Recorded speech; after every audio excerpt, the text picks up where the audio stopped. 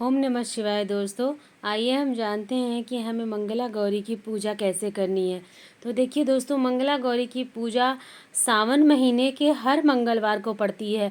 सोमवार को जैसे भगवान भोले शंकर का दिन होता है, वैसे ही मंगलवार को माता गौरी यानी मंगला गौरी की पूजा की जाती है।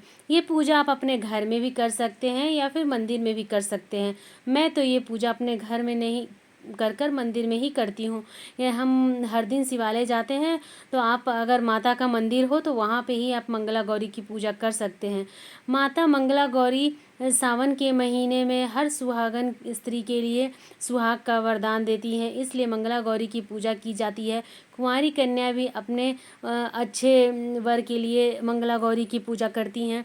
तो सभी लोग जो भी सावन का व्रत करते हैं वो मंगला गौरी की भी पूजा करते हैं। तो यह पूजा आप भोलेनाथ के मंदिर में जहाँ भी माता की मूर्ति हो वहाँ पे आप कर सकते हैं। इसमें विशेष रूप से देखिए क्या किया जाता है। माता को कोई भी 16 चीज़ें चढ़ाई जाती हैं।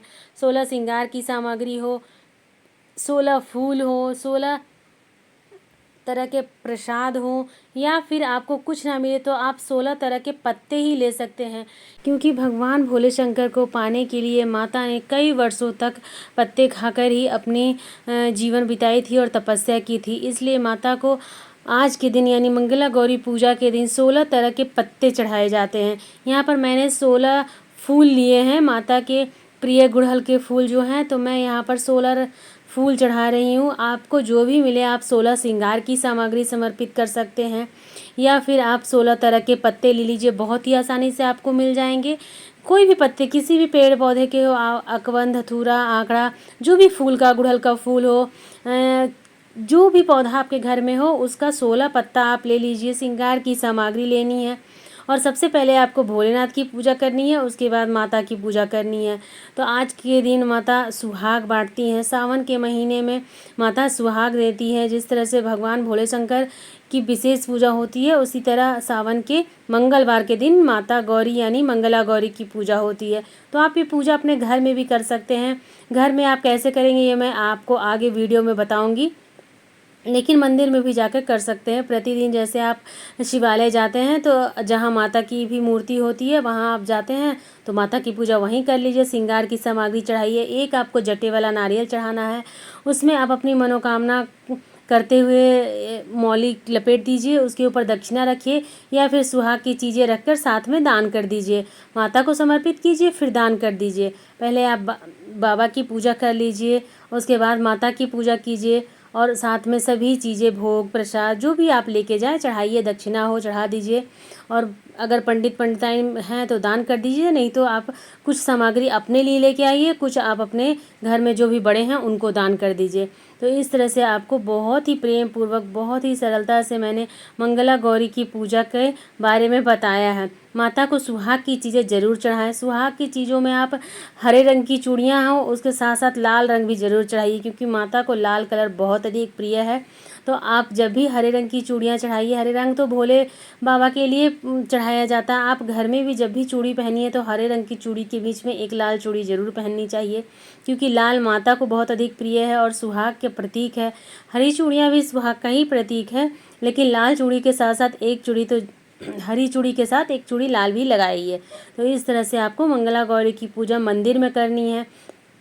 अब हम आगे जानेंगे कि हमें ये पूजा घर में कैसे करनी है। तो देखिए दोस्तों, मंदिर में आप पूजा कर लीजिए या घर में कीजिए, कोई दिक्कत नहीं है। आप मंगला गौरी माता की पूजा कहीं भी कीजिए, बस आपको दिल से करनी है, मन से माता की पूजा करनी है। घर में पूजा करना बहुत ही पॉसिबल नहीं होता है, हमेशा चौकी वगैरह लगाना। बहुत ही सरल तरीके से आप कर सकते हैं, लेकिन यदि आप प्रतिदिन शिवालय जाते हैं, भोलेनाथ की पूजा करते हैं, तो आप वहीं पर माता की भी पूजा कर लीजिए, मंगला गौरी की भी पूजा कर लीजिए। मंदिर में पूजा करने के बाद आप थोड़ी देर ज़रूर बैठिए, माता से प्रार्थना कीजिए। अपने सुहाग की लंबी उम्र के लिए हम मंगला गौरी का व्रत किए हैं या पूजा किए हैं, तो आप ज़रूर कीजिए। व्रत करने के बाद या तो आप उपवास कर सकते हैं या फिर फलाहार रह सकते हैं, जैसी आपकी इच्छा हो आप कर सकते हैं। ये टोटल आप पे डिपेंड करता है। चाय पानी पूजा करने के बाद ही आप पी सकते हैं। इसके साथ ही फास्टिंग रहना है या नहीं रहना है ये आप पे डिपेंड करता है। तो देखिए, हम लोग सोमवार का व्रत करते हैं, फिर अगर मंगलवार का भी व्रत करें तो बहुत ज़्यादा हो जाता है, तो आप मीठा खाकर व्रत रख सकते हैं, या फिर आप पूजा करने के बाद भोजन कर सकते हैं, शुद्ध सात्विक भोजन कीजिए। लेकिन मंदिर में कुछ क्षण जरूर बैठिए, बैठ के माता से प्रार्थना जरूर कीजिए। कि आप मतलब पूजा करके खड़े खड़े चले आए, नहीं, माता से आशीर्वाद मांगिए, आंचल पसार के माता से आशीर्वाद जरूर मांगिए।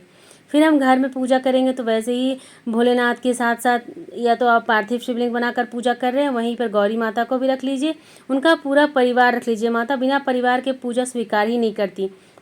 उसके साथ साथ जो भी भोग प्रसाद हो, लाल कलर का फूल हो, 16 बेलपत्र हो या फिर श्रृंगार की सामग्री हो, जो भी आपको पॉसिबल हो वो आप चढ़ाइए और उसके साथ ही आप मंगला गौरी की पूजा संपूर्ण कीजिए। तो बहुत ही सरल तरीके से आप मंगला गौरी की पूजा सावन महीने के हर मंगलवार को कर सकते हैं और माता से आशीर्वाद प्राप्त कर सकते हैं। तो फिर मिलते हैं किसी अगले वीडियो में। आपको यह वीडियो कैसा लगा मुझे कमेंट करके ज़रूर बताइएगा। हम महिलाएं घर में तीज त्यौहार कैसे करती हैं जानने के लिए मेरे चैनल पर बने रहिए।